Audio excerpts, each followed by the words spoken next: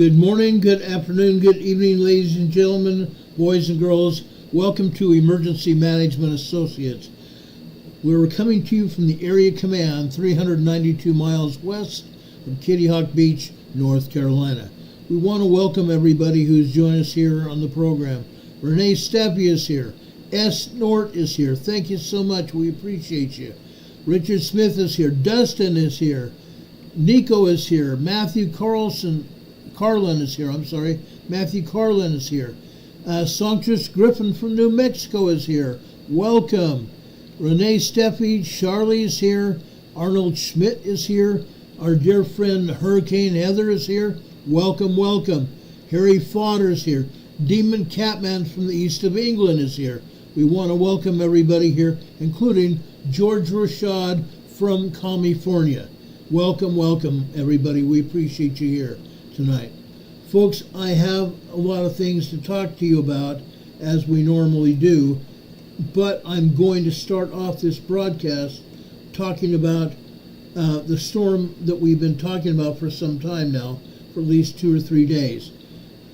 This now is not a hurricane, it is a tropical storm. I want to show you some pictures here, basically live pictures of this storm here. This is something to behold, okay? I want to go over here to windy.com. You guessed it, windy.com. Look at this. Look at that, guys. That is the storm. Debby has now gone out into the Atlantic Ocean. Debby is out in the Atlantic Ocean now. You can clearly see it, okay? You can also see the eye wall of the storm. The eye wall is very clear here. Let me enlarge this for you. Look at this. The eye wall is over there by Savannah, Georgia. Okay? Over on the edge of North Carolina. The eye wall is actually near Fayetteville, North Carolina, and Savannah, Georgia here. This is incredible. This is incredible. Look at that. Look at the eye wall feeding water from the Atlantic Ocean. You can see it here. Now I want to also show you something else that's very interesting. I'm going over here near the eye wall and show you the wind speeds here, if it will allow me to do so. It's not letting me do it. Darn it. The wind speeds are approximately 42 to 45 miles per hour just outside the eye wall. 42 to 45 miles per hour just outside the eye wall here. That is very strong. It's not as strong as a hurricane, but this is definitely a tropical storm as we leave the eye wall area and go further north. Then the winds go down to about 25 to 29 miles per hour. Okay, look what we're showing you guys. It's wild looking. That area offshore is very interesting though. That area offshore is showing you the wind patterns, the strength of the winds. The purple area is around 40 miles per hour. The purple violet area is around 40 miles per hour. As it gets closer to 50, we get into the pinkish area. The brown area is about 30 miles per hour, and the tan area is about 22 to 25 miles per hour. Okay, I wanted you to see that. It's an impressive storm. It's just a tropical storm now. Now, as this thing moves north, and probably by the time it gets to Virginia, about Friday into Saturday, it will be a tropical depression. It will be a tropical depression. However, between now and then, the eye wall of the storm will be right alongside the shoreline. The outer wind bands of the storm will be gathering water from the Atlantic Ocean. The Atlantic Ocean right now is pretty warm. So the storm is going to gather water from the Atlantic Ocean, and more water is going to go on shoreline. Okay? Now, as it moves slowly through southeastern Georgia, the storm is now back over water. just off the coast of Georgia-South Carolina border. Historic rainfall. Over the next few days, after moving into the Atlantic Ocean and re-strengthening, Debby is expected to dump potentially historic levels of rain and bring catastrophic flooding to the areas that it's going to hit. Now, we're going to keep covering this. Now, this is still a deadly storm. At least 4 people died in Florida. 1 from a downed tree, 1 on a slick roadway, where I told you about it last night, where the driver of that 18-wheeler went up and over a guardrail and the cab of his truck went down into a canal and he died. There's also been 2 single vehicle wrecks. 2 single vehicle wrecks. 1 person also died in Georgia due to a falling tree. Debby is tracked through near record warm waters in the Gulf of Mexico, which helped it rapidly intensify. Radar and satellite imagery, folks, show the center of Tropical Storm Debby is now located just off the coast near Georgia, South Carolina, moving over towards North Carolina as we speak. You can see those outer wind bands already here in North Carolina. Now, I just got off the phone right before we came on the air. I just got off the phone with Rebecca. Rebecca's here as NCWQ Worldwide News and Disaster Explorer. She said she's been getting heavy rain since this morning. Very, very heavy rain. Now, she also doesn't feel good, or I would have brought her on the air. She's a great person to get up-to-the-minute data from. Now, Debby's going to track further out over the Atlantic Ocean through Wednesday, tomorrow.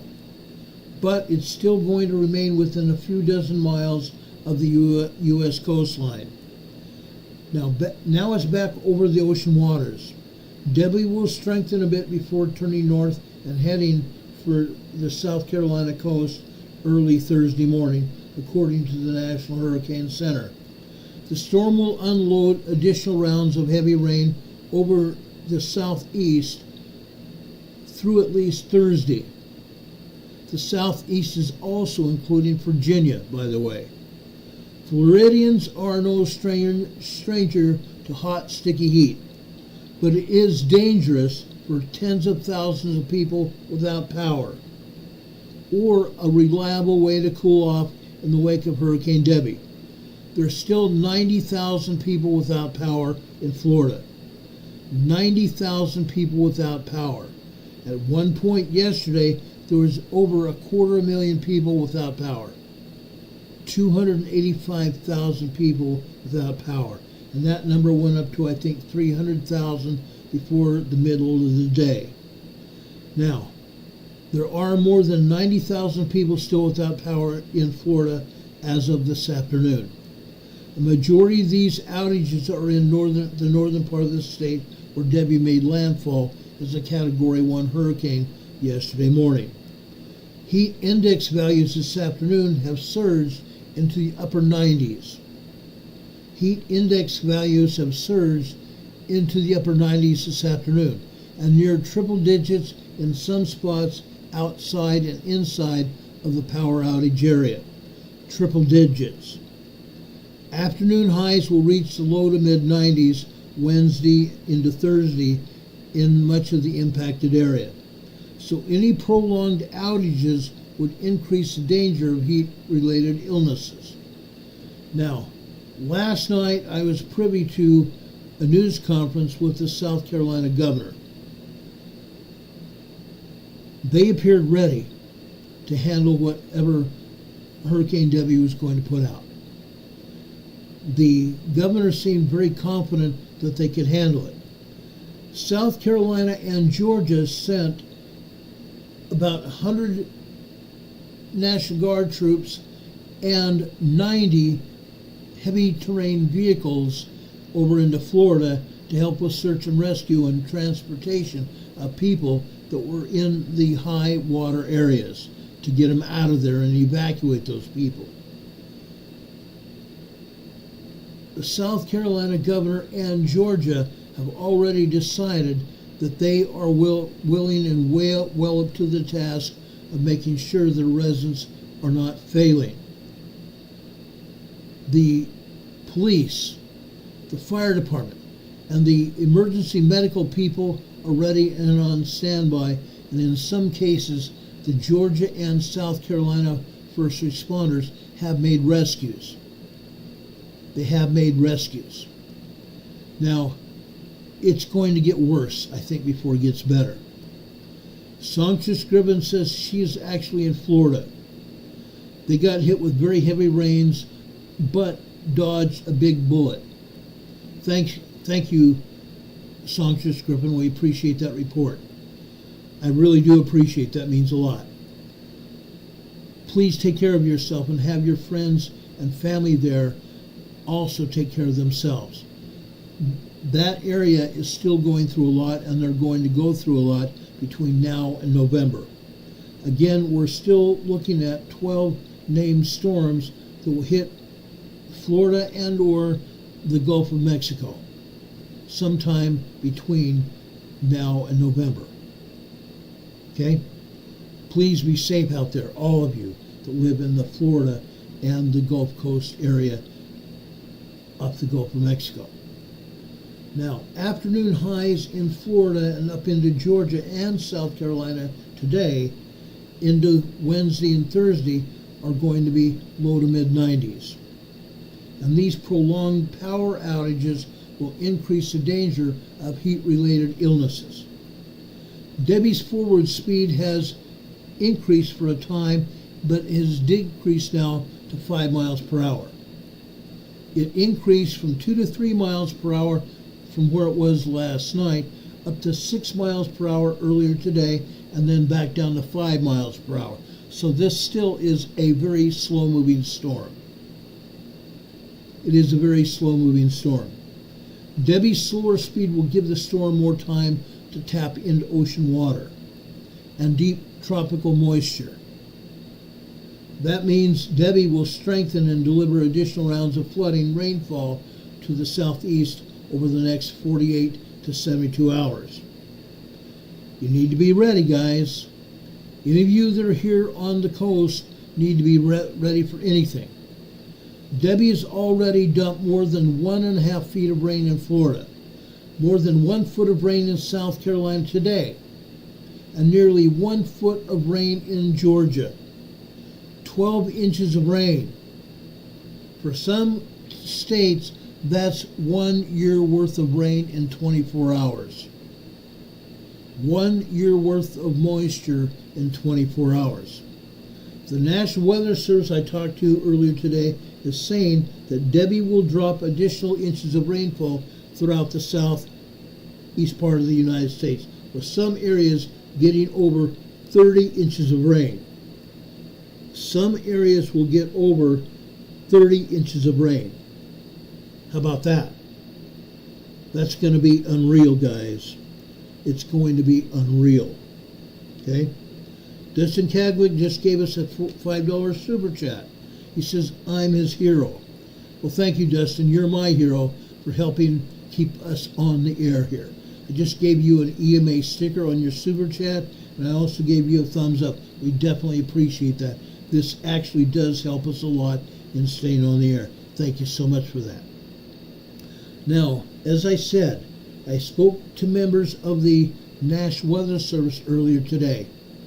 There's going to get over 30 inches of rain before the storm peters out. Nearly a year's worth of rain in a matter of days, literally, all around the southeast part of the United States, going up into Virginia. By the end of the week, the rain bands of heavy rain will move northward from North Carolina to the mid-Atlantic. The Weather Service warned, action should be taken to prepare for impacts from high water. Action should be taken to prepare for impacts from high water. Now, we did a disaster drill in Richmond, Virginia. I think I told you about it. We did a disaster drill, and those areas are very capable of protecting themselves and their residents. There was a great deal of damage a few years ago from a storm that came over into Virginia and did destructive power. It was a hurricane. A hurricane came into Virginia and literally destroyed the place. But the residents are resilient. The first responders and the National Guard in Virginia are very resilient. They are very capable people. But everyone, you need to pay very great pains and prepare for impacts from high water. Okay? You need to really think about this. Heavy rain will move northward from North Carolina to the Mid-Atlantic. Everyone should take some time now to prepare for heavy rain. Flooding is going to be a very serious issue until at least Friday into Saturday this week. A lot of people have been talking about Saturday, including all of the meteorologists that I've talked to. They're all looking at even Saturday for dealing with Hurricane Debby. That's only a tropical storm now. Richard Smith says he's ready up in Canada. Now, the National Weather Service has issued the following advisory. I wanted to share this with you because the Weather Service issued this afternoon. Tropical storm conditions are expected over portions of the tropical storm warning area along the Georgia, South Carolina, and North Carolina coast for the next few hours. Tropical storm conditions are expected to continue along the coast of South Carolina within the tropical storm warning area through Thursday. Tropical storm conditions are expected within the tropical storm warning area of North Carolina beginning early Wednesday tomorrow morning. Tropical storm conditions are possible within the tropical storm watch area in North Carolina beginning tomorrow. Debby's threats will remain mainly over water and water coming in off the ocean. Rain and storm surge. Rain and storm surge. That's what we're talking about. Rain and storm surge. Not wind. Wind is only about 35 to 40 miles per hour right now. So you're not going to particularly worry about wind, but you're going to get flooding rainfall and storm surge off the ocean. South Carolina and North Carolina, I'm talking to you right now. You all need to be aware of storm surge going up to 2 feet high. 24 inches of storm surge along the coast. Be aware of it. The combination storm surge and tidal issues, high tide for example. The combination of storm surge and tide will cause normally dry areas near the coast to be flooded by rising waters moving inland from the shoreline. Now get this. Originally they did say 24 inches, but now they have told me the water level is going to reach upwards of 40 inches above ground. Some areas will see 40 inches of rain above the ground level. Okay? If the peak surge hits during the time of high tide, 40 inches of rainwater. That's an awful lot of rain, guys. An awful lot of rain. Richard Smith is telling us about a 4.4 moderate earthquake that just hit Poland. That's just a moderate earthquake. In Europe, USGS is not even talking to us about earthquakes at all. This just proves that Europe is getting earthquakes, whether USGS wants us to know or not. Now, getting back to this. South Santee River in South Carolina to Cape Fear, North Carolina. 2 to 4 feet of rainfall. 2 to 4 feet of rainfall. South Santee, South Carolina to Cape Fear, North Carolina, 2 to 4 feet of rainfall. Debby's expected to produce potential historic rainfalls totals of 10 to 20 inches with maximum amounts of 25 inches, bringing areas of catastrophic flooding across portions of the eastern half of South Carolina, the southeast part of North Carolina through Friday. From central South Carolina to the update of South Carolina northward into southwest Virginia. Portions of the mid-Atlantic states as well. Folks, you all need to prepare for this storm. I know we're talking to people that live in Virginia. I know that we're talking to people that live in New York, New Jersey, Connecticut, Massachusetts. Folks, you may see this storm hit your shorelines. You may see this storm hit your shorelines. You need to be aware of it. Western and North New York State into northern New England, 3 to 6 inches with local amounts to 8 inches. Those are expected between now and Saturday night. This rainfall will likely result in areas of considerable flash and urban flooding, with river flooding possible as well. An additional scattered 1 to 3 inches of rainfall is possible across southeastern Georgia through tonight. And this may also aggravate any ongoing flooding conditions across that vicinity. Georgia, you need to still keep your hatches battened down. Let's talk about tornadoes. We've talked about this storm and other hurricanes throwing off tornadoes.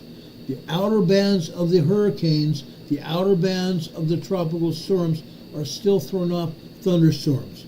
And those thunderstorms are still throwing off tornadoes. There have been a few tornadoes that have already hit Florida.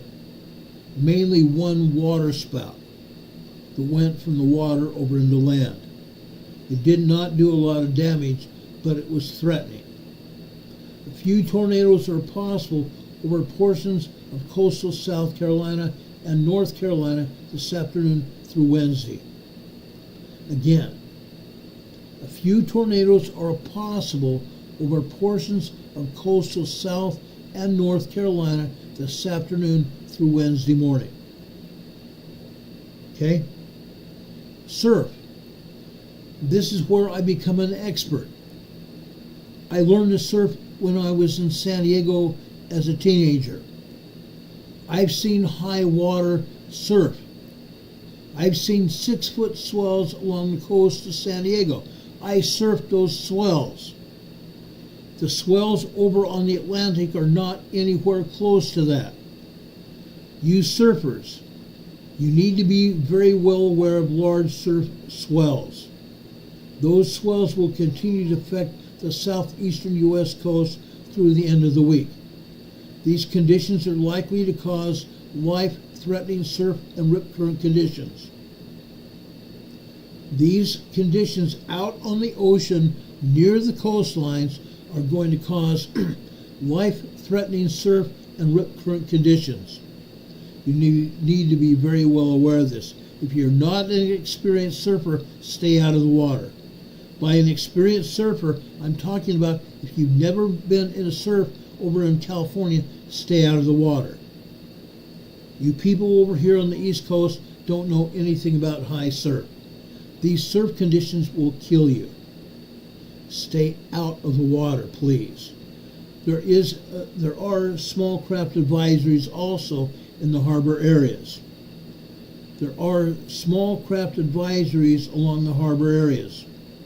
Again, if you're not familiar with these kinds of swells and rip currents, back-to-back swell conditions with possible high swells, 3 to 4 feet high, it probably would be best for you not to go into the water.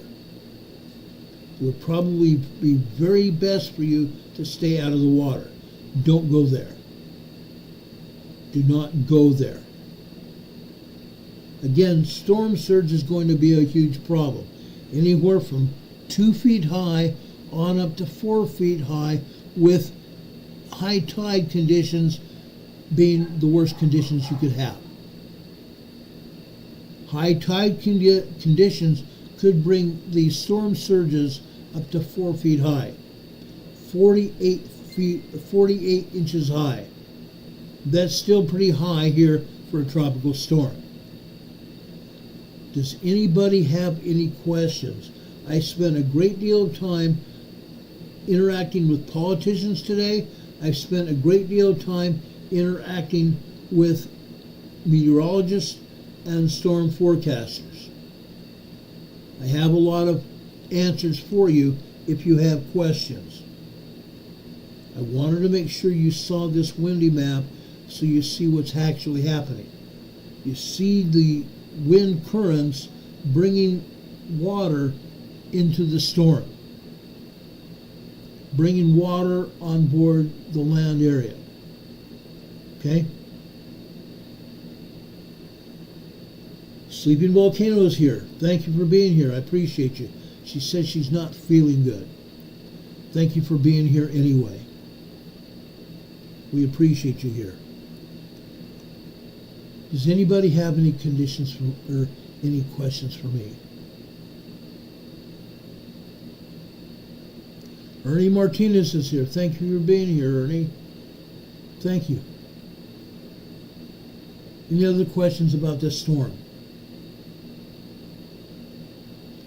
Yes, I'm going to talk about earthquakes in just a few minutes.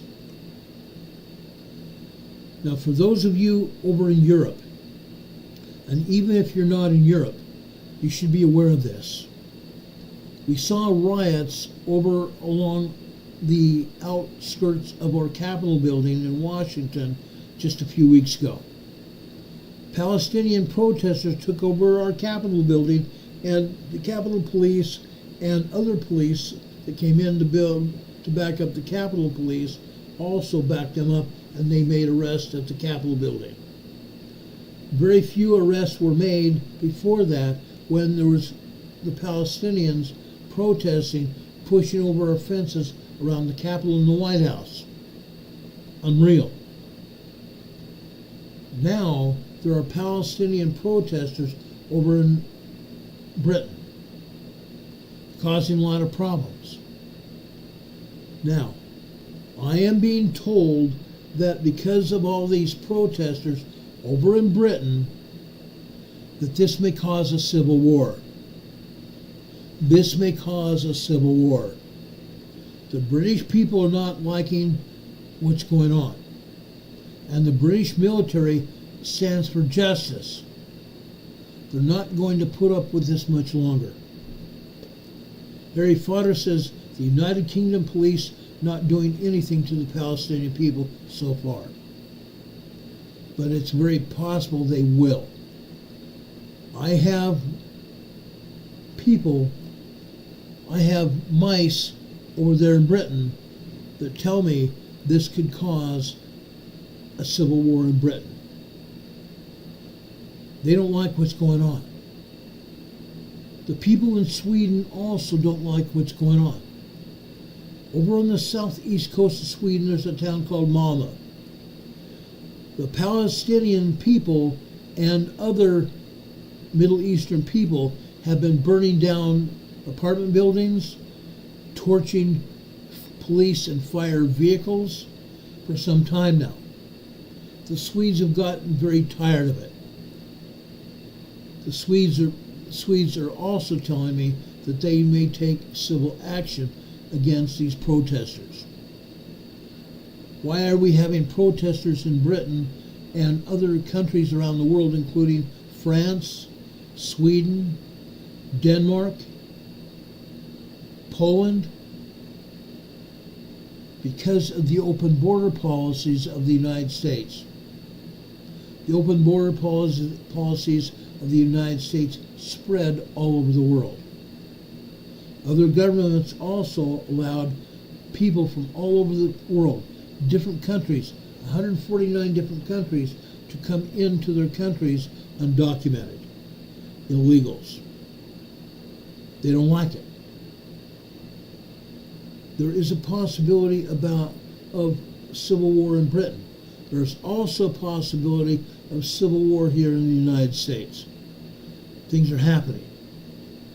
James Barreca says Britain is tiny. Events happen much quicker than here in America. Be prepared, don't be scared. Thanks, James, I appreciate that. Be prepared, don't be scared. Okay? We've been talking about this a lot. Okay, we've been talking a lot about it. Sweet Polly Purebred is also here in the chat. She says she's in southwestern Michigan. Yesterday we told you about the storms in the Midwest, Minnesota and Michigan. Strong rain and wind. Tornado warnings coming up bumper to bumper with coast in New York or near that area. There is that storm system I told you about over in the Midwest, covering Minnesota, Michigan, and Wisconsin. All along those Great Lake areas, and that entire system moving east and up northwards. East and northwards. You guys need to be aware of this storm. It could be very deadly. These storms will pass over and nail out hurricanes. And not hurricanes, I'm sorry. They'll pass out and nail tornadoes. Tornadoes drop out of those thunderstorms like nothing else I've seen it happen. If you get a warning, go for cover right now. Do not wait. Go to your shelters and stay there until the warnings expire. If you have a tornado watch, keep your radios and televisions on. To news stations. Keep your radios and televisions on to news stations.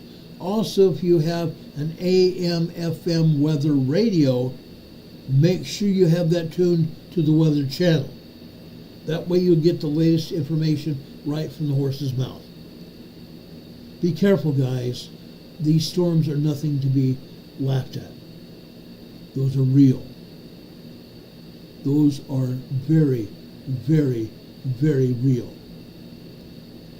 Don Patoka says they could use a couple inches of rain in Utah. I would totally agree. My daughter's been spending a lot of time over there in the Salt Lake area in her car. There is high temperatures over there in Utah. Very high temperatures. It's not a good thing to spend time in your car. Be safe, everyone. Drink plenty of water as well. Drink plenty of water as well. Don Patoka says 106 degrees there in Salt Lake City today. Unreal. Though that is probably the highest temperature that I've seen in Salt Lake in my lifetime. I used to live in southeastern Idaho in Pocatello. Yes, we got in the upper 90s. I have cousins here over there in the Salt Lake area. I don't live there now. But they also told me that they've had temperatures upwards of 100 degrees before. But 106 is probably record-breaking for Salt Lake City. That's incredible. That is very hot for Utah. So guys, make sure you're ready for heat. Make sure you're ready for heat. Now, I also have something else to talk to you about, okay? I have something else to talk to you about. Big K, Vice President Big K, came out today and announced that the governor of Minnesota, Tim Walz, is going to be her vice presidential running mate. Minnesota Governor Tim Walz is going to be her vice presidential running mate.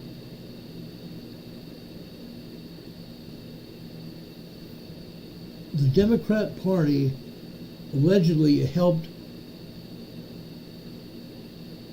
Big K pick a running mate. They wanted to strengthen the Democratic ticket in the Midwestern states. That's why they picked Tim Walz.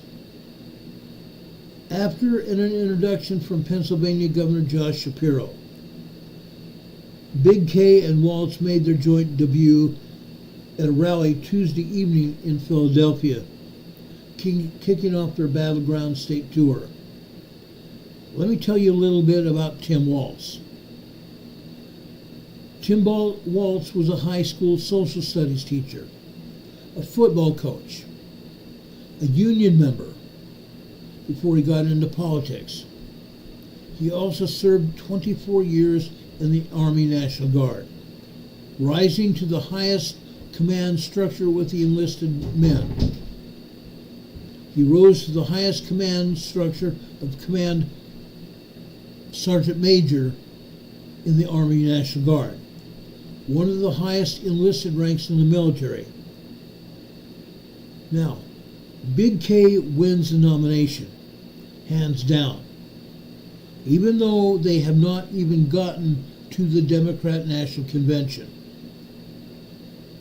Harris is the only eligible candidate to receive votes after no other candidate has qualified for a deadline last week. No other Democrat candidate has qualified for the ballot anywhere in the United States, and the deadline was last week. So Harris officially claimed the nomination last night when the DNC released the final results. It's a general election, and Walz is showcasing what he says is his ability to work across the aisle. Let me tell you a little bit more about Walz. He is a communist. He is a card-carrying communist. Okay? A card-carrying communist. Before he was governor, he worked in the U.S. House of Representatives. He was elected as a congressman. He said that he worked toward bipartisan solutions on topics including veteran issues and agriculture. He said he learned the art of compromise without compromising his values. His values are communistic. His values are social work. He said he learned the art of compromise without compromising his values. He said of his more than a decade representing Minnesota's 1st District. Walz sometimes talks about his native state of Nebraska. He was born and raised in Nebraska. He was there more than even the one that he leads now in Minnesota. He spoke about West Point, Nebraska, the small town of 400 people where he was born, and where he spent the summers working on the family farm. This man is a card-carrying communist. Okay? If you think that Big K was bad, just think of these two people together. Just think of these two people together. Unreal. James Brecka says he was arrested for driving 95 miles per hour drunk. We all make mistakes, but this really has been fact-checked. Unreal. Do we need another drunk vice president? We've had drunk vice presidents in the past. They take one martini or two, and all of a sudden they're totally sauced. We don't need that either. Okay? We don't need that either. Do any of you have any questions about Walz or Harris? I'll be happy to spend some time talking about this, and it needs to be talked about. It does need to be talked about. If it's not tonight, we'll talk about it another time. Okay? I have no problem talking about this another time. But I thought I'd talk to you about this because the Democrat convention is not until August 16th.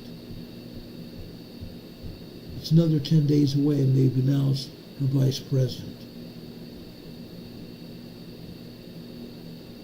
Texas Lady says that picture explains a lot. I agree. Absolutely. Okay. Now, I want to talk about earthquakes. That's what we do here on the Emergency Management Associates. We do talk about earthquakes. And there have been some earthquakes. Let's take a look at these earthquakes, okay? Again, over here in the southern part of the United States. The pneumatic fault. The pneumatic fault. How about that? How about starting off with the pneumatic fault? I think we're going to talk about the pneumatic fault tomorrow night. This earthquake over on the pneumatic fault here. Yes, we do have earthquakes here. We have a lot of earthquakes here on the pneumatic fault. This is Lynn, Arkansas. Lynn, Arkansas, ladies and gentlemen.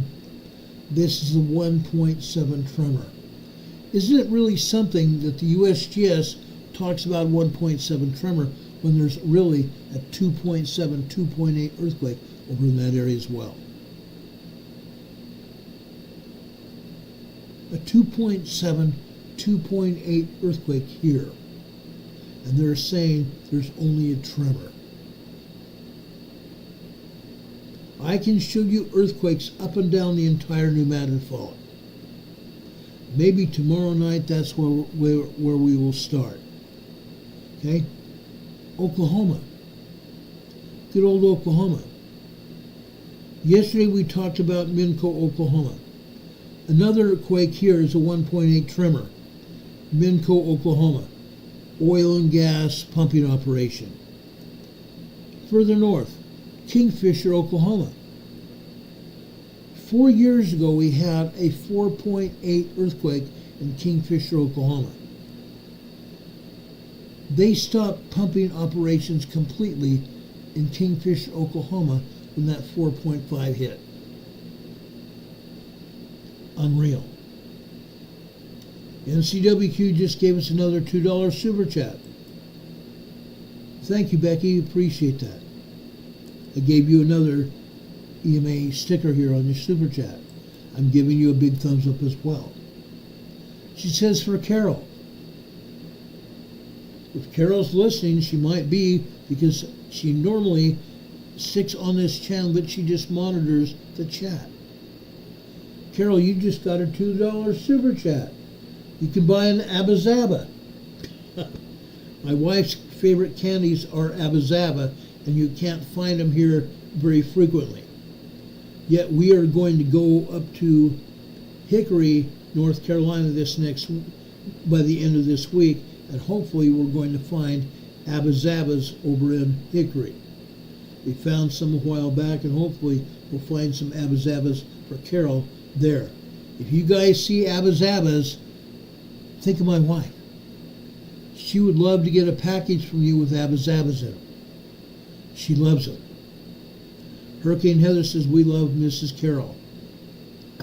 She loves you too, guys. She loves you too. Anyway, going further north here, to the northwest. This is Winoka, Oklahoma. This is a 1.0 tremor here. 1.0 tremor here in Oklahoma. Folks, there are more earthquakes here, but USGS is not going to talk about it. Let's go over here into Texas. I can't wait to show you this. Again, just 2 weeks ago, we had a 5.1 earthquake that USGS said was a 5.1, and I showed at that time there was really a 5.5 very large earthquake. We're still getting aftershocks here in Hermleigh, Texas. We're still getting aftershocks from that 5.5 earthquake from 2 weeks ago. Also alongside that, just southwest of there, in Coahoma, Texas, we have a 1.6 tremor. Over here further south, southwestern Texas. Let's go over here. This is a 1.7, 30 kilometers northwest of Toyah, Texas. Look at this one. This is a 2.0. This one is a 1.6. This is a 2.8. 2.0s and 2.8 earthquakes are minor earthquakes. Look at the swarm. We are still seeing swarms of earthquakes over in this huge, I'm going to say huge, pump and jack area. Oil and gas fracking operations all over this area. This is a 2.4 minor earthquake. This is a 2.8. This is a 2.8. This over here to the west here, oh, don't tell me this.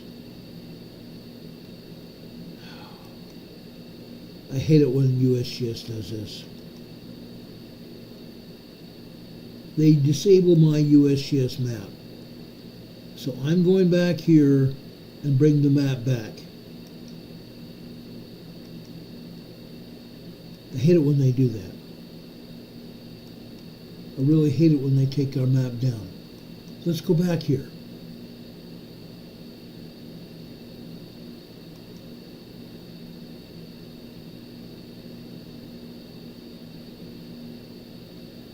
Let's go back over here to southwestern Texas.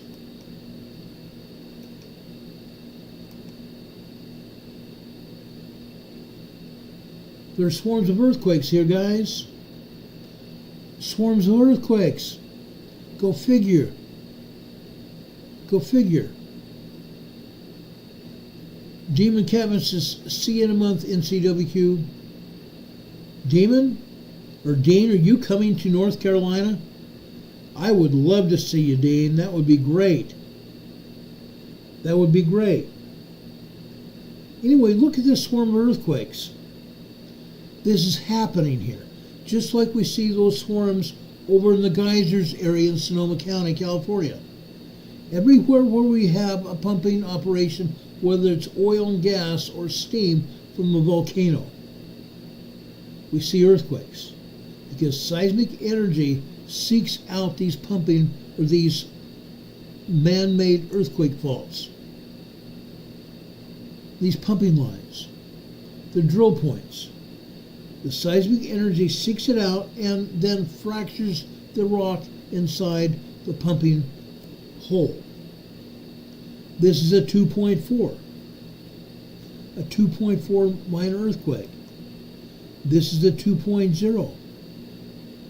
Further south, this was a 1.5 tremor. This is a 2.8. This is a 2.8. And right next to it here is a 2.4. Minor earthquake swarm here. A minor earthquake swarm, and it's in an oil and gas pumping operation area. Down here further to the southwest is a 1.6 tremor. Unreal. Uncut and picking real. Further west, right south of that oil and gas pumping operation that you can see here, another 2.8 earthquake here. A 2.8 earthquake in an oil and gas pumping operation. Seismic energy seeks out these man-made earthquake faults and fractures the rock, causing earth movement. That's why we're seeing these earthquakes here in southwestern Texas. We've seen them all over this area. Coyanosa, Toya, Texas. I can't even remember the other city where these earthquakes have hit here in the past, but they're all over here. Oil and gas pumping operations have these earthquakes all the time. Southern California. Remember yesterday we talked about a very large earthquake down there in southern Mexico? Guess what? We are still seeing minor tremors and earthquakes hitting here in Southern California. Again, I believe that within the next 72 hours, we will probably see a large earthquake here in Southern California, either in the Imperial Valley, San Diego, or Orange County. We're going to see another large earthquake. Stand by, guys. I believe it's going to happen. I believe it's going to happen. Okay? We've seen it happen before. It's going to happen again. We see earthquakes up and down the entire coastline of California. We see earthquakes here in Oregon. Cascadia, Oregon, a 1.5 tremor here. We go north. This is allegedly is in Scottsmill, Oregon. They say this is a 1.5 explosion. A 1.5 tremor explosion. let's look at this. I just love going in search of new vistas here. Whenever USGS says we have an explosion, I have something else to tell them. No, it's not. Again, when I saw this earlier, I made reference to places in Oregon. I called around. I checked the social media. I also checked the local media in the area. There is no earthquake in this area. There is an earthquake in this area, but there is no explosion. There was no explosion here. This is 2 miles southwest of Scotts Mill, Oregon. There was no explosion here. This is over here in a forested area. This is in a forested area. There has been no explosion. A 1.5 tremor here. A 1.5 tremor. Again, there are other earthquakes all over this area that they're not telling us about. Okay? They're not telling us about. They're not giving us the full story. They are lying through their teeth. We go further north. Deer Island, Oregon. This is a 1.3 tremor here. We go up here to the volcano, Mount St. Helens volcano. This is a 0.6 microquake just west of Mount St. Helens. Right down here. I'm going to zoom in here so you can see this. Right down the mouth of this volcano. This is a 1.8 tremor. This tremor is just under 2 miles deep. Under 2 miles deep down inside the volcano. Okay? But what they're not telling us is there are also full-blown earthquakes.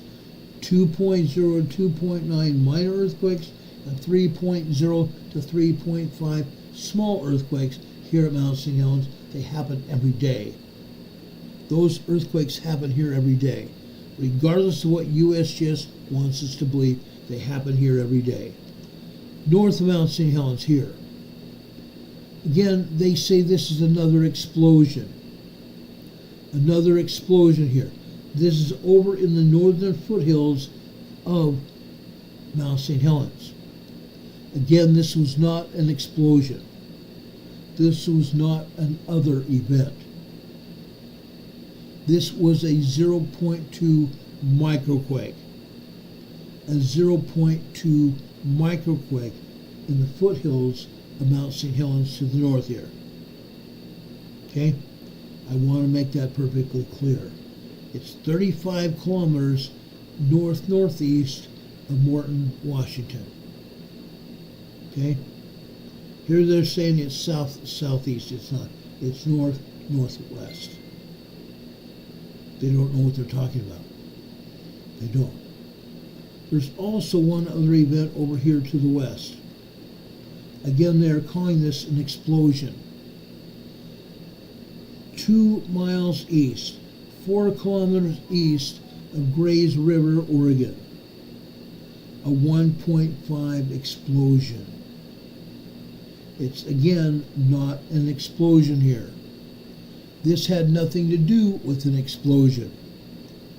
Look where it's at. It's out here in a wooded area. Out here in a wooded area. This was a 1.5 tremor out here. It had nothing to do with an explosion. I don't know where in heck the USGS gets their idea to label these explosions. Nowhere near that. South of Mount Rainier. This is a 1.1 tremor south of Mount Rainier. What they're not saying is there are other earthquakes and tremors over here at Mount Rainier. 3.5 to 4.0 earthquakes here at Mount Rainier today. Going further northwest, again, supposedly another explosion. I already know this is not an explosion, it's a tremor. I've done my checking here. They lie, they lie, they lie. Okay? Look at this. I just love this. This is 10 kilometers south of Shelton, Washington. 10 kilometers south of Shelton, Washington. It's not an explosion, guys. A 1.5 tremor. A 1.5 tremor here. USGS can lie, they can cheat, they steal, and they always do. Again, this is in a semi-wooded area here. Nowhere near anything that could explode. And in fact, if I could get any closer than this, you would see a house here. And you see other houses and buildings over here. They would not rock these buildings with explosions. They would not rock these buildings with explosions. This was not an explosion here. This was a tremor beneath the ground. This is 1/10 of a mile deep. 1/10 of a mile deep. Okay? Not an explosion at all. I don't know why. I don't even know where they would even get the idea. But it's not an explosion. Out here to the northeast of Mount Rainier, Cliffdale, Washington. This is a 1.4 tremor here. Let's go visiting here. Let's go visiting here. Guess what? It's a volcanic area. It's a volcanic area. If you look closely, you'll see a crater. If you look closely out here to the northwest, you're going to see a crater, a lake. There is bituminous coal here. There is also a lot of volcanic rock. There's also a lot of granite. Where did it come from? From a previous volcanic eruption here. A 1.4 tremor here. This is also 5 kilometers deep, 2.5 miles deep. Okay? Volcanic area. Unreal. Unreal. You can see earthquakes over here in Alaska. One further south here. I'm going to label this here. This is in Sitka, Alaska. What else is in Sitka, Alaska, guys? Do you have any idea what's here? Look at this. This, they say, is a minus 0.6 microquake. Minus numbers because it's above sea level. Well, guess what? This is 8.4 kilometers deep. Nowhere near sea level at all. Nowhere near sea level at all. This is not anywhere near sea level. It's 4 miles deep. 4 miles deep over here on the south side of Mount Sitkin volcano. Mount Sitkin volcano, guys. Why are they saying that this is a above ground microquake? It's not. This is an earthquake at a volcano. 4 miles deep. 8.4 kilometers deep. What a joke. What a frickin' joke. We know for a fact that Mount Sitkin is getting ready to erupt. It's been exhibiting enough signs, earthquakes, minor tremors, and microquakes to know that this volcano is regenerating itself. It's regenerating itself, guys. So USGS showing us an earthquake out here, it's no surprise what's actually happening. None at all. Now, let's go over here. We've seen all these tremors over here in the Aleutian Islands. Earlier this week we saw a large earthquake over near Atka, Alaska. A large earthquake. Okay? Here is a 1.6 near Nikolsky, Alaska. Here we saw a 4.8 earthquake here. Again, a 1.6 tremor over here in the Aleutian Islands. Over here near Atka, this is a 1.6 as well. Hawaii. Good old Hawaii here. We're still seeing swarms of earthquakes here in Hawaii. Why? Why do you think it's happening? I explained this the other day. Down here, south of the town of Pahala. Southwest of the town of Pahala, exactly. This is a moderate 4.0 earthquake here. a moderate 4.0 earthquake. Why is it here? Why is it here? Because of this volcano. This is the southern end of Mauna Loa volcano. The southern end of Mauna Loa volcano. We have a moderate 4.0 earthquake here. Over here near Pahala. Yes, we have a town here. We have a town. Yes, there is an earthquake in the town. This is a 2.0 minor earthquake here in Pahala. Most people would not even feel this earthquake. South of Pahala, there's a 2.2 minor earthquake here. Southeast of there, over here along the coastline, there's another 2.3 earthquake here. Minor earthquakes over here in the Pahala region here. Okay, let's go north. Over here, again, this area is where there is a magma chamber, where there is magma coming from a deep magma plume way down in the South Pacific. The magma plume from the South Pacific is feeding magma here to all the volcanoes. Pahala is the distribution center for magma to all the volcanoes around the island, including up here at Kilauea. Up here at Kilauea right there. Down here, southeast of Kilauea, a 1.7 tremor. Further up here, this is Fern Forest. Fern Forest.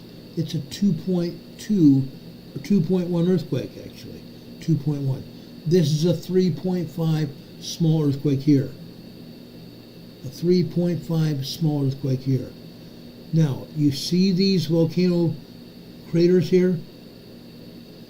We have had magma outbursts or lava outbursts from these craters. Venting from Kilauea here. You can see the craters to prove what's going on here. We have magma up here. That's why we're having earthquakes. This is a 2.9, 3.0 earthquake here, right here. This is a 2.2. Right next to the 2.2 is a 2.1. Leading right back up here to Kilauea. Just south of that quake right there is a 1.7, a tremor. This is a 1.7 here. Again, we have craters here. Lava craters. Magma down beneath the surface is why we're seeing all these earthquakes here. That's a 1.7. And just over here to the northeast of Kilauea here, we have another 2.2 minor earthquake there. Other earthquakes here in the rift zone. Again in Fern Forest. 1.9, 2.0 quake, 2.2 minor earthquake. This is a 2.0. This is a 2.2. This is a 1.8. And over here, this is another 2.4. Gulf of California, last night, magnitude 4.1 30 minutes ago. 4.1 earthquake in the Gulf of California. Right between Baja, California and mainland California. Another moderate 4.1 earthquake. Why?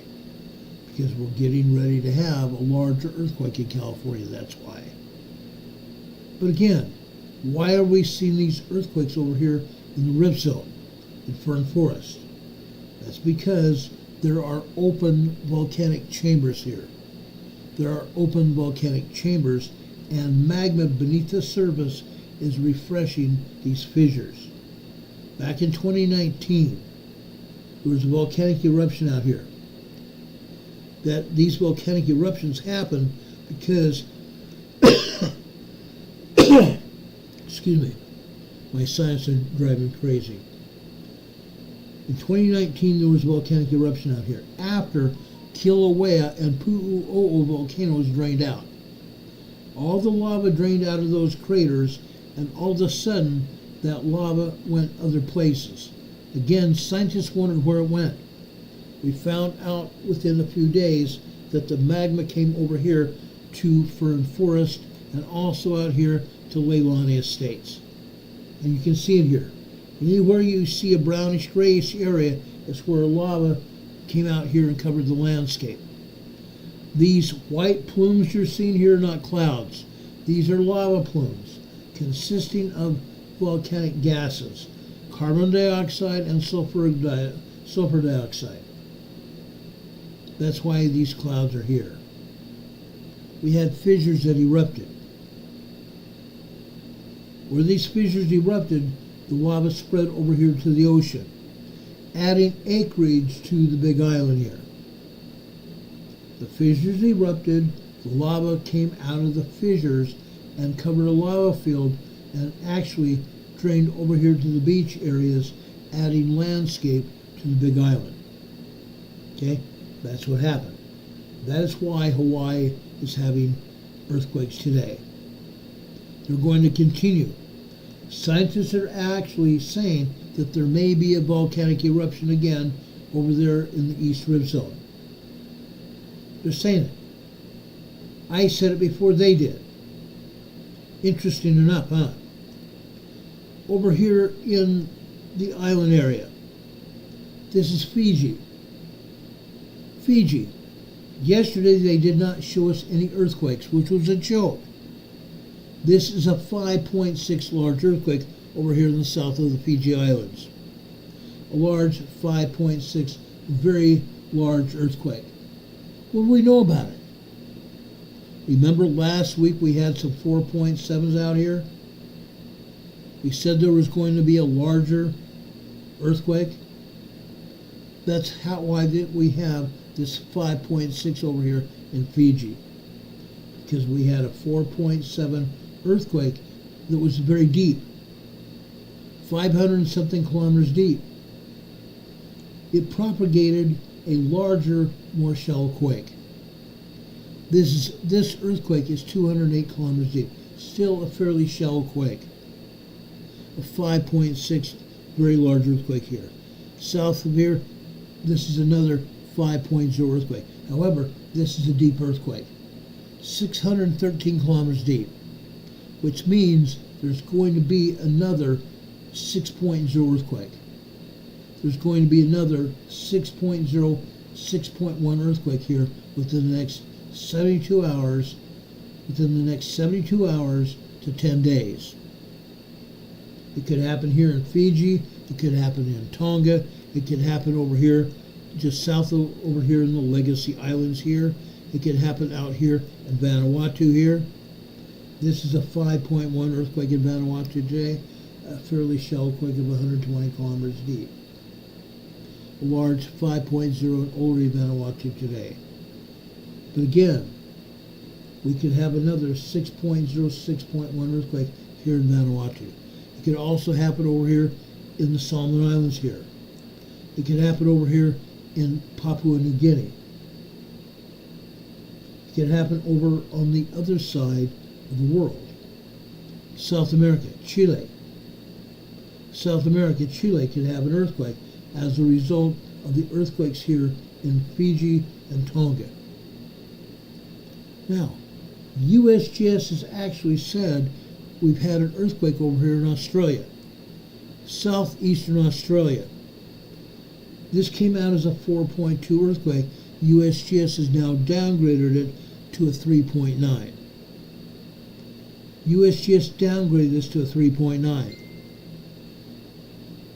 I still believe it was a 4.2 earthquake. This is near Mount Buller, Australia. Can anybody tell me why we have Mount Buller here? This happens to be a volcanic area. This happens to be a volcanic area. A 4.2 earthquake here, not a 3.9 as USGS has said it is, but a 4.2 earthquake here, Mount Buller, Australia. Okay? It's not the only earthquake there. It's not the only earthquake there. They can lie, they can cheat, they steal. They always do. I don't know what is up with USBS. I'm tired of even wondering. I don't care anymore. All I care about is we see and hear what is actually going on. They can lie, they can cheat and everything. But there's another earthquake we want to tell you about. This one is over in southwestern Australia. Southwestern Australia. Let me bring this map down and show you exactly what we're talking about. Let me show you. This is a 2.0 earthquake here. This is a 2.0 earthquake near Corda, Australia. Corda, southwestern Australia. Right there. USBS can take and shove it. They can shove whatever they say, whatever they're saying. It's crap. It's nothing but crap. Okay? Now, there are other earthquakes over in Indonesia. Let's go over to Myanmar, what they used to call Burma.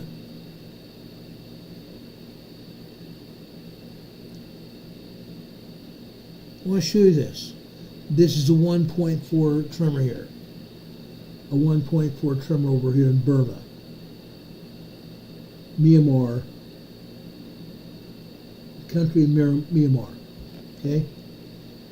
That's a 1.4 tremor here. Right in that area there. Usually we have more earthquakes here in this area. Usually we have more earthquakes here in the Burma, Vietnam, Cambodia, and Thailand area here. We don't today, for whatever reason. Usually there we have swarms of earthquakes in Myanmar. Northern Sumatra, Indonesia. This is a 3.4 earthquake here in northern Sumatra. Okay? Indonesia. They are showing us a 2.6 here near Bali, Indonesia. A 2.6 here near Bali, Indonesia. Okay? Usually we have about 30 earthquakes here in Indonesia. We're not even going to get anywhere near that today. Okay? A 2.6 in Bali. Let's go back over to Mindanao, Philippines. The eastern part of Mindanao, Philippines. What happened? What just happened here last week? We had a 7.0 earthquake here last week, right there. Right there, a 7.0. Ever since then, we've had aftershocks. Aftershocks, guys. That's what's going on here. Aftershocks. Let me tell you, there's a swarm of them. There's a swarm.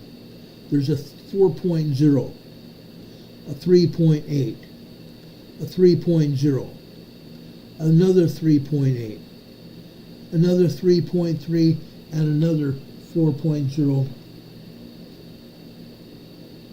another 4.0 earthquake right there. Aftershocks of a 7.0 earthquake here last week. Okay? This one here is also a 4.0 earthquake there as well. One other earthquake over on the shoreline. Lingig, Philippines.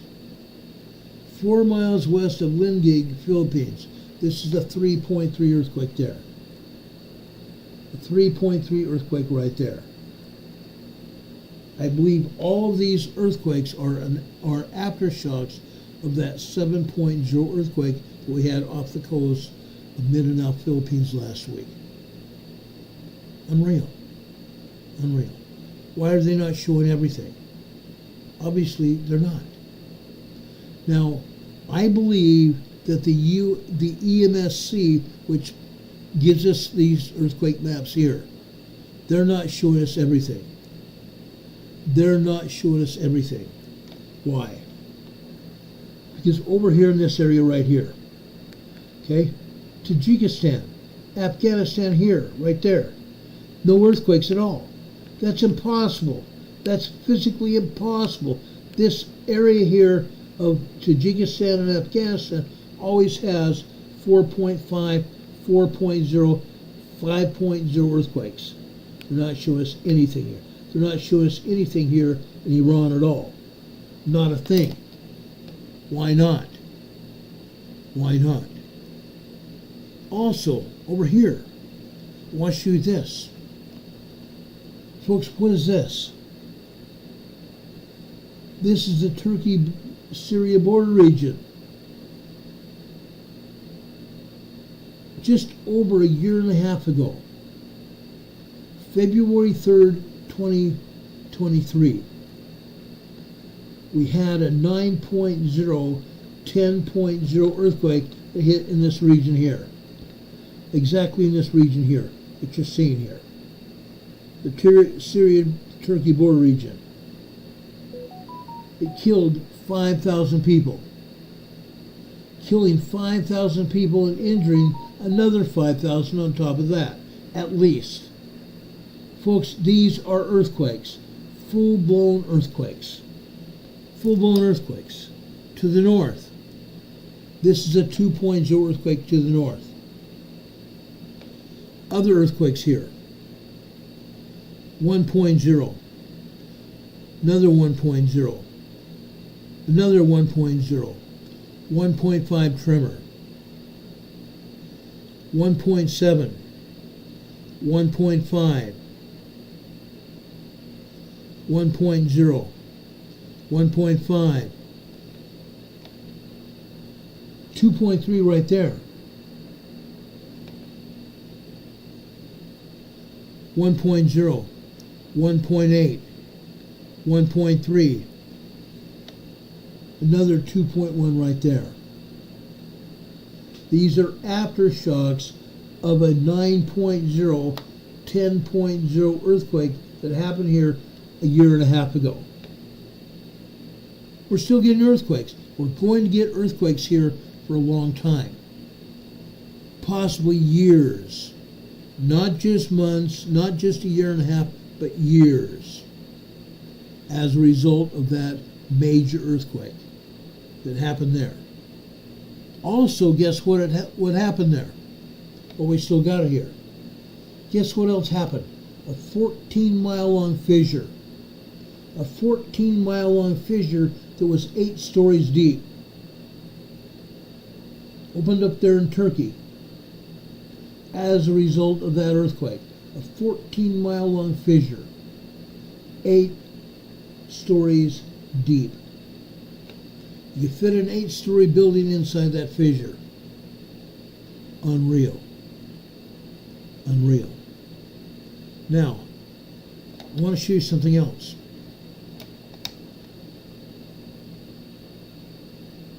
If we look at this earthquake fault here, the Anatolian Fault, goes all the way down here between Turkey and Syria border region here, and it goes down here and goes under Cyprus right here. It drops out of the Turkey-Syria border region and goes south of Cyprus out here into the Mediterranean. Where else does it go? South of the Anatolian Fault is in the eastern Mediterranean area. We have another 3.0 earthquake right there. 3.0 earthquake. Southern Turkey.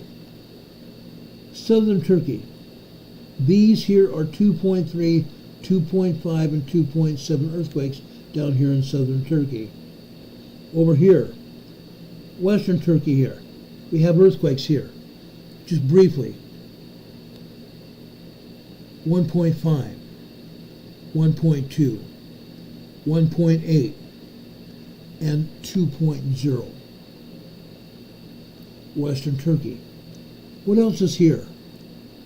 What else is out here off the coast of western Turkey? The Dokkanese Islands here. The Dokkanese Islands here. The Dokkanese Islands belong to Greece.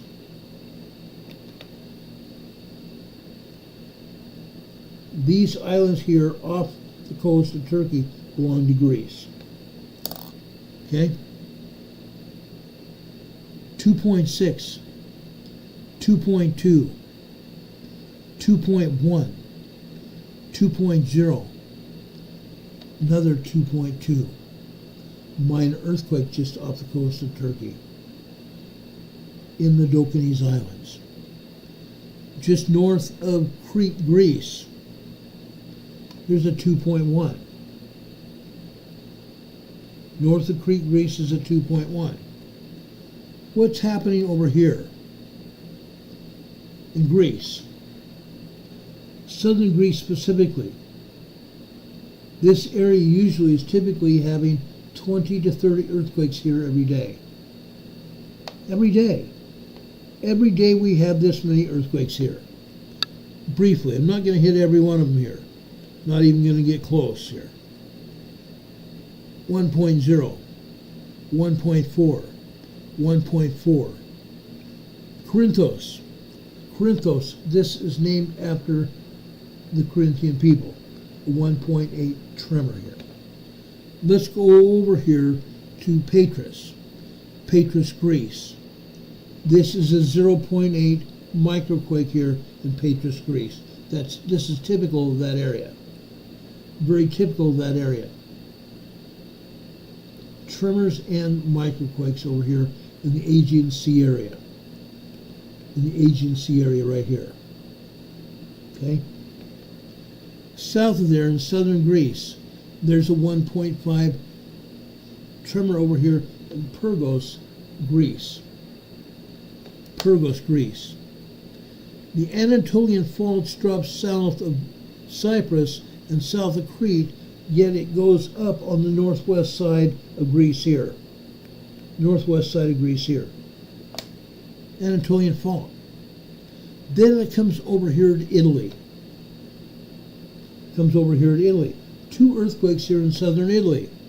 Actually, there's more than that. There's a small swarm of earthquakes here in southern Italy. Sicily. They have a 1.5 tremor here in Sicily. How about that? Southern Italy, we have a swarm again. Right there. Now, I'm not going to point out every earthquake here. There's a 1.2. Another 1.0 Calabria, Italy. 2.1, 1.0, 1.2, 1.1, and a 0.9 in that swarm. However, we have something more serious up here in central Italy. We have another swarm here. We are getting to know this area quite well. Whenever we see swarms over here in central Italy, like we're seeing here, we usually have another large 5.0 earthquake. The last time it happened was about 6 months ago. These earthquakes are also mostly tremors. 0.7 microquake, 1.2 tremor, another 1.2 tremor, and another 1.2 tremor. These are mostly tremors, but those tremors are going to cause a 5.0 earthquake. These are foreshocks of a larger 5.0 earthquake that may hit here very soon. South of there, out into the ocean here, 1.1 tremor out here. 1.1 tremor here. Going north, northern Italy, Emilia-Romagna, Italy, we have another 1.8 tremor. Okay? Over here in the Alps Mountains here, Alps Mountains, what do we have here? 0.4 in the Italian Alps. Going north, Central Alps. Lombardy, Italy, 1.0. A 2.3 in South Tyrol, Italy. A 2.3 in South Tyrol, Italy, in the Alps Mountains. Okay? Let's go over to France, Switzerland area. Switzerland, a 1.4, 1.1, and over in France, a 1.0 tremor here. Okay?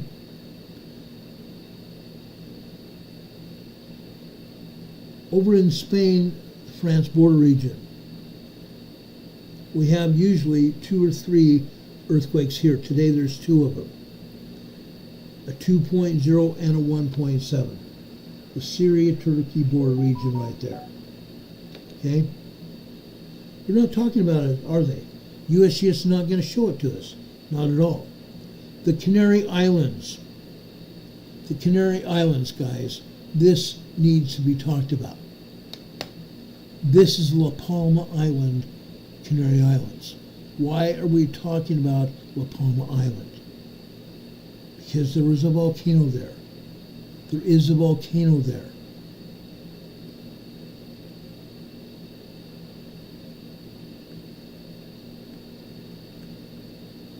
Over here, just south of where that volcano is, we have another 2.1 earthquake near El Paso, La Palma Island.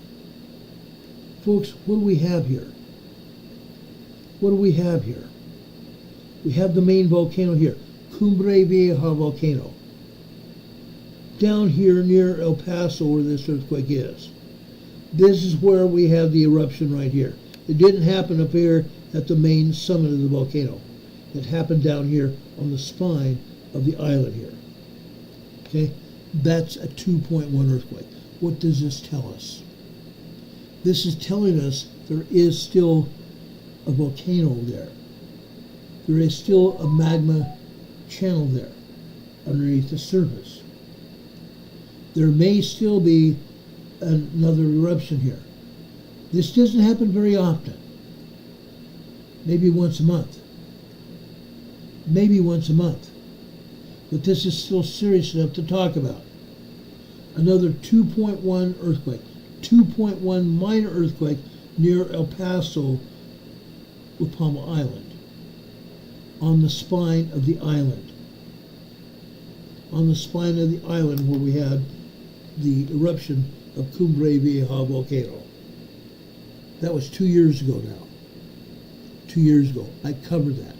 I interviewed volcanologists. I interviewed scientists there at Cumbre Vieja. I interviewed townspeople. I interviewed the mayor of La Palma Island. I also had the governor of Spain on our channel. At the time I had the governor of Spain, who has authority over here in the Canary Islands. I interviewed him as well. Again, we may see another eruption there. Let's go over to Iceland. I talked about this last night. Good old Iceland. My good area of Iceland.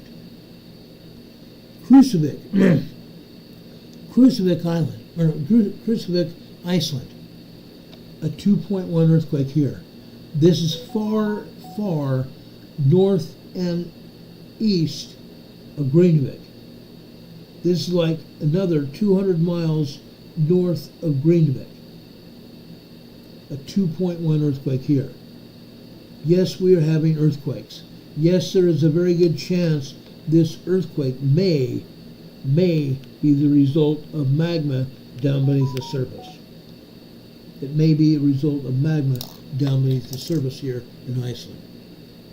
Greenvik is way down here to the south here.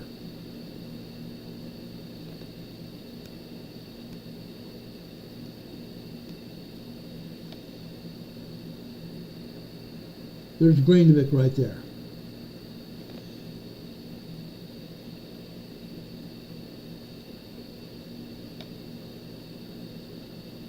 Greenvik is way down here, and the earthquake is way up here, about 200 miles northeast of Greenvik.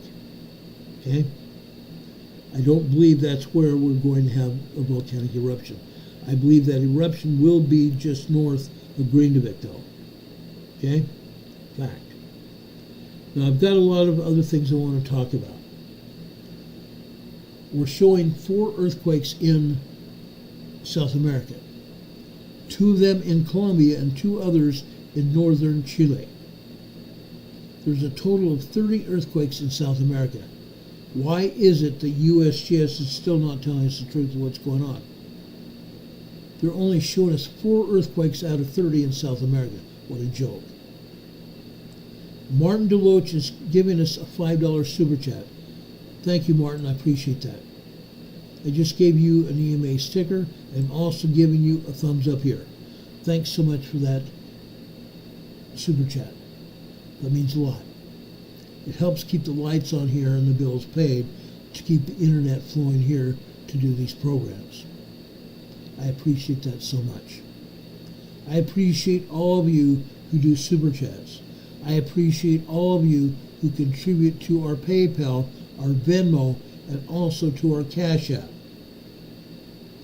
Down below this video today in the program description, we have first a link to our management of our EMA channel here.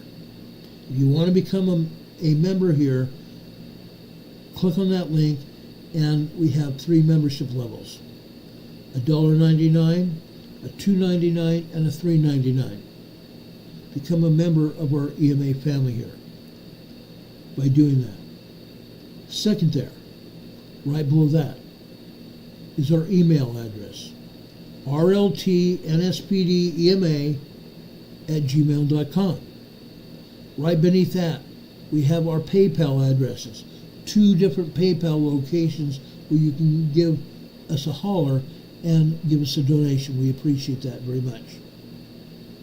Consider that. Right next to that is our Venmo location and our Cash App location.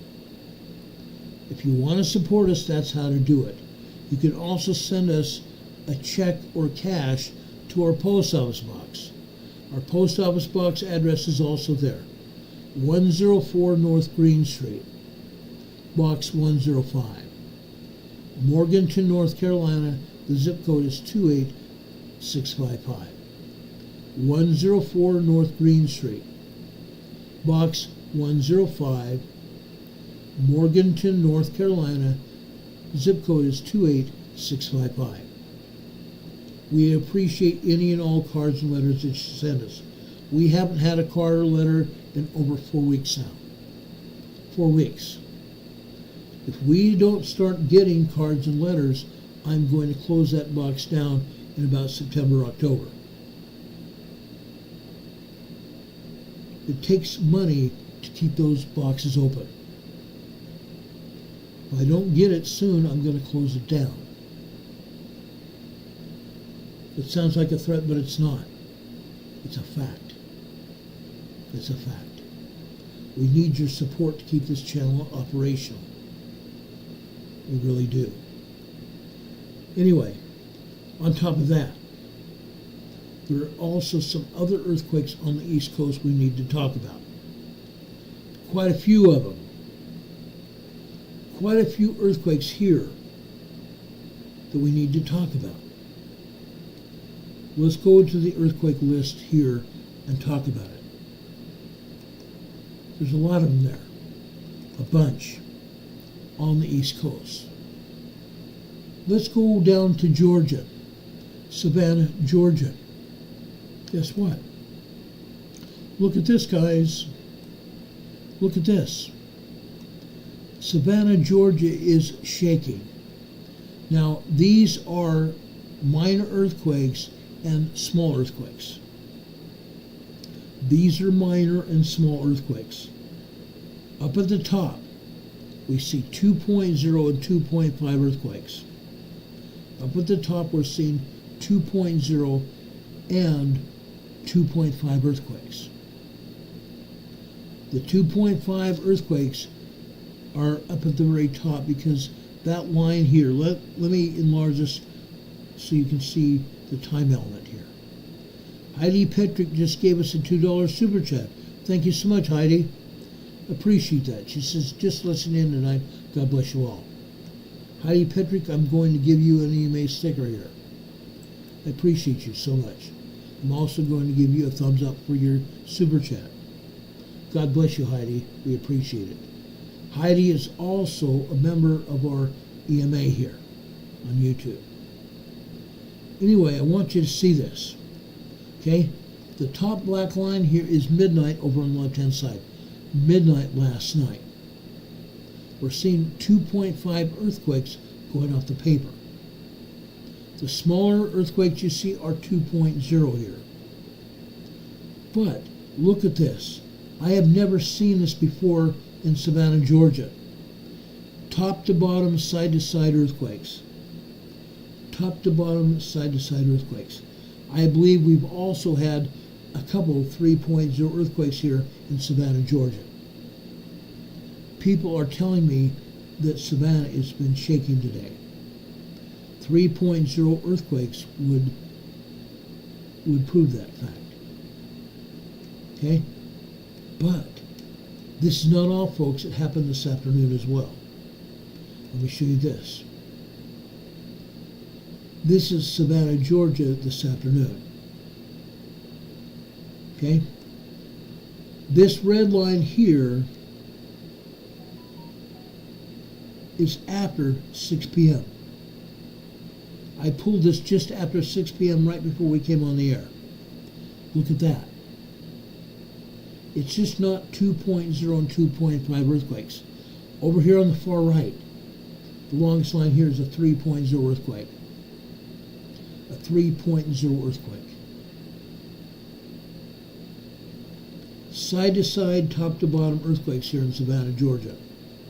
I've never seen that in all the 5.5 years I've been doing this program. Yes, usually we have some ones, which are tremors. We see some 2.0s to 2.9 minor earthquakes, but I've never seen anything like this side to side, top to bottom here. A complete seismogram fully covered with seismic activity.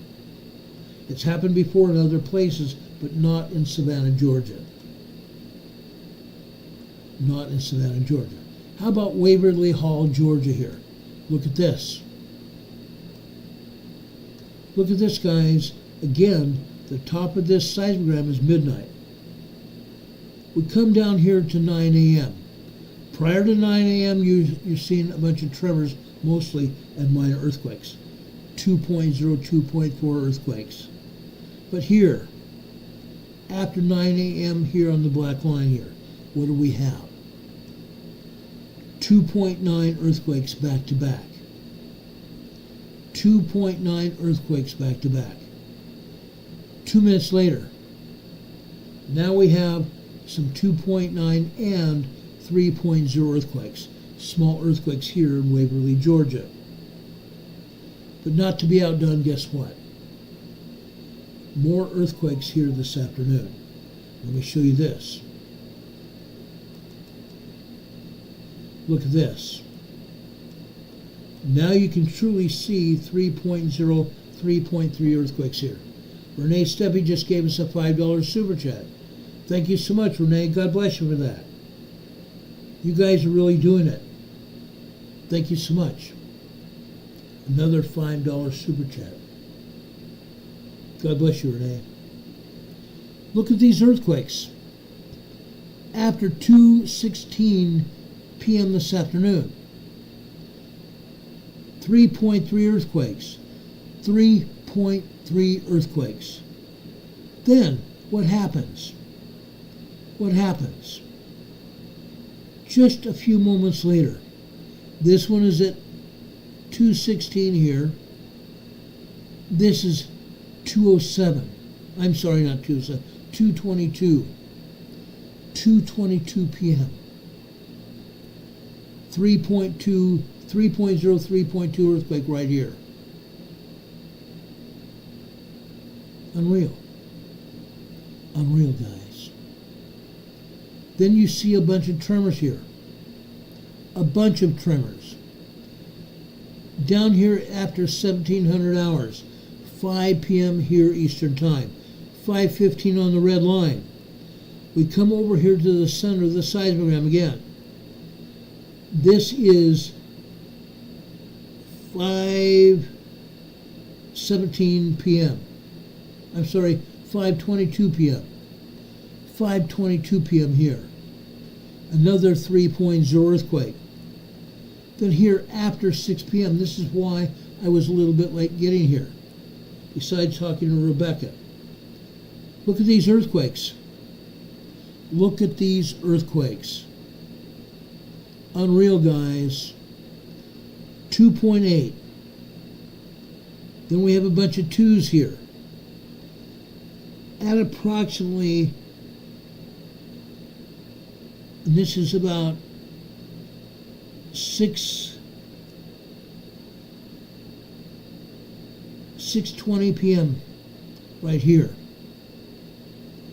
We see another 2.8 earthquake. 2 minutes later, we see another 2.8, 2.9 earthquake.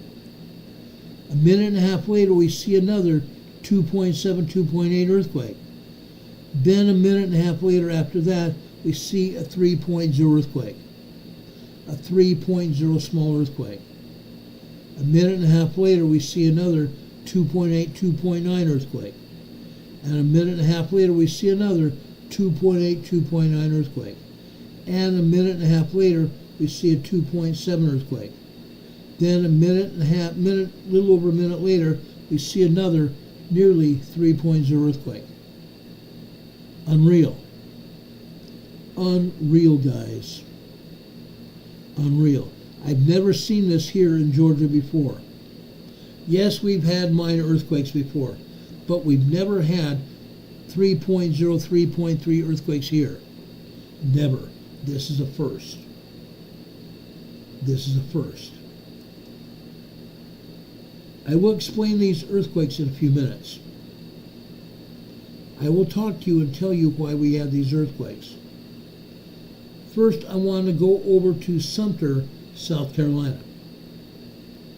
Sumter, South Carolina. Again, this is important. I just got through showing you all the earthquakes in Georgia. Savannah, Georgia. This is Sumter, South Carolina. This is East Central South Carolina. Usually when this happens, we have earthquakes over in Elgin or Lugoff, South Carolina. This is a little bit different. This is wall-to-wall, side-to-side earthquakes here all day long. 2.0, 2.5 earthquakes. I don't see any large or other minor earthquakes. 2.0, 2.3 earthquakes here all day long. Literally all day long. Okay? From midnight until after 9:45 p.m. From midnight to 9:45 p.m. Richard Smith says, graphs remind me of ballistic gel patterns. I agree. I couldn't more agree. This is crazy, guys. Hurricane Heather, we appreciate you being here. God bless you. Hurricane Heather is one of my dearest friends. Since she's got to go, she's still not able to watch the graphics. Much love and blessings to you all, she says. God bless you, Heather. God bless you. Demon Catman says, wow, Don, Crayola art. Yeah, doesn't that remind you of Crayola crayons? Oh, yeah. Oh, yeah. But this time, this is in East Central South Carolina. Let's go over to North Carolina next. I want to show you earthquakes in North Carolina. Then I will tell you why we're having earthquakes here. Unreal, guys. Literally unreal. Folks, this is a bit different here. This is a bit different. This is Bolivia, North Carolina. We're having a lot of tremors here. As you see, we're having a lot of tremors here. But look at the top here. Look at the one midnight over on the left-hand side when we go over here to about 12:10 p.m. or 12:10 a.m. this morning. 2.0 earthquakes there. We come down one line to the red line here. Again, this is 12:19 a.m. Again, we're having 2.0 earthquakes. Most of these are tremors, but we're having 2.0 minor earthquakes here as well. Bolivia, North Carolina. Why are we having these earthquakes in North Carolina, South Carolina, and Georgia? Why? Why do you think? Can anybody give me a reason why we're seeing these earthquakes here in Georgia, North, South Carolina? Why? Can you guess? Can you guess why we're seeing earthquakes here? Let me show you real quick. Let me show you here. Just a second.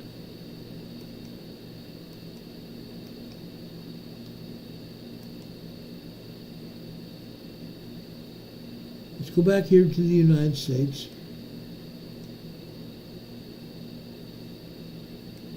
Let's go over here to the East Coast. Out here off the coast of the U.S. Yes, we do have some small faults just along the coastline. But we come out here to the Mid-Atlantic. This Mid-Atlantic fault here. The Mid-Atlantic fault here is expanding. The Mid-Atlantic fault is expanding. The Mid-Atlantic fault is pushing North America in a south-southwesterly direction. It's pushing North America in a south-southwesterly direction. It's pushing Europe in an easterly direction. It's pushing Europe in an easterly direction here. Okay? Up here. This is Finland, Poland. This is Poland. This is a 4.0 earthquake in Poland. Richard Smith told us about that earlier.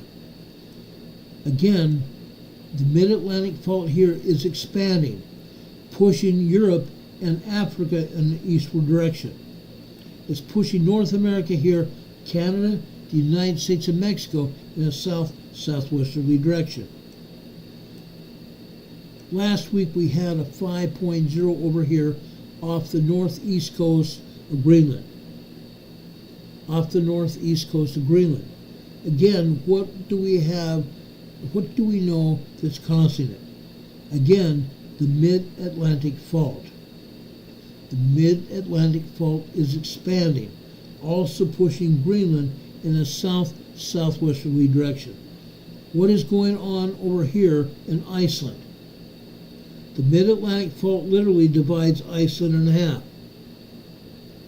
What's going to happen here? Again, the Mid-Atlantic fault is at one point going to separate Iceland in half. It's going to cut Iceland in half. We have earthquakes. We have earthquakes here. One of the reasons I think that USGS does not talk about all the earthquakes here is because they don't want to give heed to themselves. They don't want any notoriety coming to them with the idea that Iceland is going to be cut in half. There's nearly 3 million people here in Iceland. No, I'm sorry, not 3 million. Over 350,000 people that live here in Iceland. 350,000 people live here in Iceland. What happens when these big earthquakes happen? Yes, it would take a very powerful earthquake to shake Iceland in half. It's coming. We are already seeing 2.0s, 2.5s, and 3.0 earthquakes happening on this Mid-Atlantic fault. Again, the Mid-Atlantic fault is pushing Greenland, cutting apart Iceland, pushing Greenland, Canada and the United States in a south-southwesterly direction. That is why we're having earthquakes all up and down the coast. Last week we had another earthquake in upstate New York. Why? Why would that happen? Because it was an aftershock of a 5.9 earthquake that happened in New Jersey 8 months ago. A 5.9 earthquake that happened here in New Jersey 8 months ago. That is why we're having all these earthquakes on the east coast of North America and Canada as well. I've shown you earthquakes here on the east coast of Canada. It's happening here. And that's one of the reasons we're having earthquakes on the New Madrid Fault as well. Because what is going on? Can anybody tell me what's going on? Why do you think we have earthquakes there? Why are we having earthquakes over New Madrid? Because we have seismic energy coming from the west coast. We also have seismic energy coming from the east coast, and New Madrid is getting squeezed like this. New Madrid is getting squeezed like this. It's no small wonder that New Madrid has not already had another 8.0 earthquake. And that's what it's going to be, an 8.0 earthquake on the New Madrid Fault. Okay? Martin Deloach says, we don't call Tar Heels for no reason. I agree. I agree. Does anybody have any questions about anything we talked about tonight?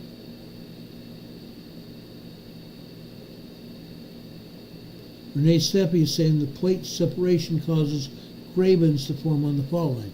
You're right. You're right. Don Patoka says, is it true? If they don't report it, it won't happen, right? Oh, yeah. We've proven that over the last 5.5 years. Do any of you have any questions for me? I know we've been on the air now almost 2 hours.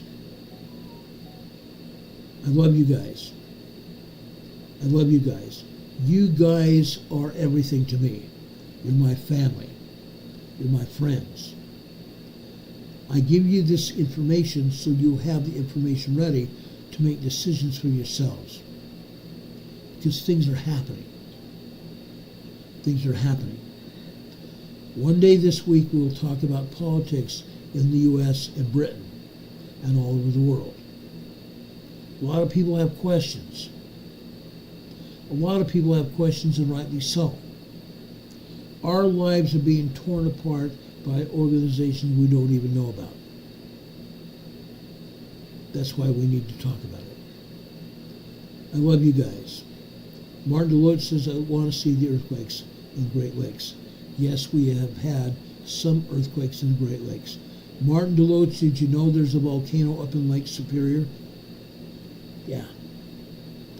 Go over to Google Earth, go over to Lake Superior, and you'll see the craton, not the craton, I'm sorry, the floor of the volcano and the rim of the volcano. You can see it on Google Earth on the satellite view. It's incredible. Anyway, guys, I love you all. If you don't have any more questions, I want to read you a scripture here. We all know that the Lord has told us that He loves us, that He wants to bless our lives. In the scriptures it talks about if the people should dwindle in unbelief, the Lord shall prolong their days until the time shall come which hath been spoken of by our fathers, and also by the prophet Zenos, and by many other prophets, concerning the restoration of our brethren, again to the knowledge of the truth. Yea, I say unto you, that in the latter times the promises of the Lord have been extended to our brethren, and notwithstanding the many afflictions which they shall have, and notwithstanding they shall be driven to and fro upon the face of the earth, and be hunted, and shall be smitten, and scattered abroad, having no place for refuge. The Lord shall be merciful unto them. What are we talking about? Who are we talking about? The 10 tribes of Israel. The 10 tribes are scattered throughout the earth. And there will be a coming together of the 10 tribes. And this is according to the prophecy, that they shall again be brought to the true knowledge, which is the knowledge of the Redeemer. and their great and true shepherd, and be numbered among his sheep. Therefore I say unto you, it shall be better for them than you, except ye repent. For behold, had the mighty works been known unto them which have been shown unto you, yea, unto them who have been dwindled in unbelief because of the traditions of their fathers. You conceive yourselves that they never would again have dwindled in unbelief. Therefore saith the Lord, I will not utterly destroy them, but I will cause that in the day of my wisdom they shall return again unto me, saith the Lord. The 10 tribes will be gathered together again. We've seen it happen in recent years. People from all over the world going back to Jerusalem, flying back to Israel. The 10 tribes are coming back home. They're coming back home. God wants all of us to prepare for the last days. This is truly the preparation that we're seeing. Folks, I love you. Please study the scriptures. Please study the scriptures. You will find these kinds of actions happening in the scriptures, and when you see it, you will be caught up, your mind will be caught up, and you will be blessed, because you will see the Lord's hand working in mysterious ways for all of us. May God bless you. May God be with you this day and always. I love you. Lady Kara says, pray without ceasing. I agree. Pray without ceasing. We need it, and everybody needs it. We've seen lives lost because of the hurricane. God bless their families, their friends and neighbors who were left behind. God bless all of us to prepare. Songstress Griffin is saying he is preparing us. Absolutely, amen. God be with you until we meet again. I love and respect each and every one of you. We will see you on the other side. Have a good night, folks. If anything else happens tonight, we'll be back here to tell you about it as soon as the information becomes available. Until then, we will see you tomorrow night, same place, same bat station after 6 p.m. tomorrow evening Eastern Time. God be with you until we meet again. Good night, everybody. Much love.